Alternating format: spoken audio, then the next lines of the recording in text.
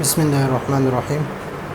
تیسرا تمرین جو ہے ہم نے بیچ میں چھوڑ دیا، وہ اس لیے چھوڑ دیا کہ اس میں اس طرح کی کوئی مثالیں نہیں ہے، صرف تعریفات کتاب میں ہے۔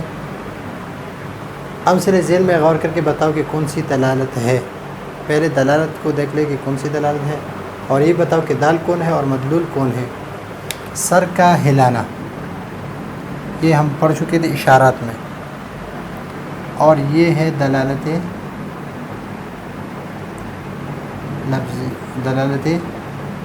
غیر لفظیہ، اس لیے کہ سر ہلانا ہے غیر لفظیہ، اور ہاں نہ یہ وضع ہے تو اس لیے وضعیہ ہے۔ نمبر 2، سرخ جھنڈے ریل کا ٹھہرنا، یہ بھی دلالت غیر لفظیہ وضعیہ ہے۔ تار کے کٹکے کی آواز، یہ بھی دلالت غیر لفظیہ اور وضعیہ ہے۔ لفظ قلم دلالت لفظیہ ہے،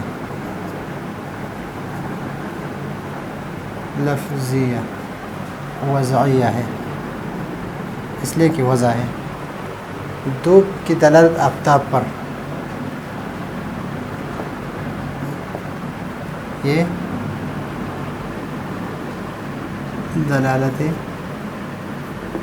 غیر لفظیہ ہے اور عقلیہ ہے۔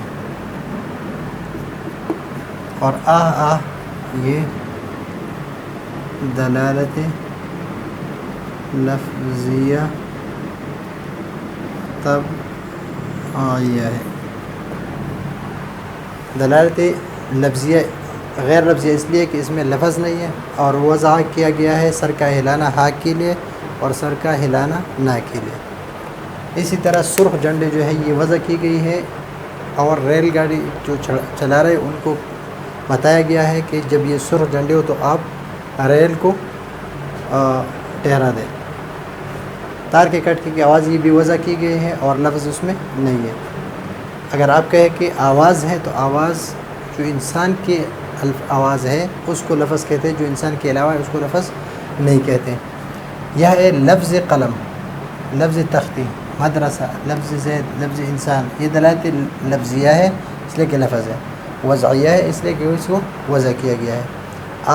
اوہ دلالت لفظیہ طبعیہ ہے اس لیے کہ لفظ انسان کے منہ سے یہ الفاظ نکلتے ہیں، اور طبعیت یہ چاہتا ہے کہ یہ الفاظ نکل جائے اس لیے کہ رنج و غم اور یا تکلیف ہے۔ ابھی اس میں دیکھتے ہیں، یہ دال ہے،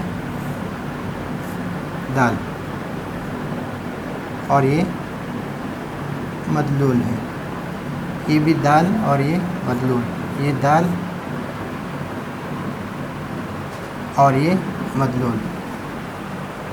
یہاں پر سرخ جھنڈے جو ہے یہ دال ہے، اور یہ ریل کا ٹھہرنا یہ مدلول ہے۔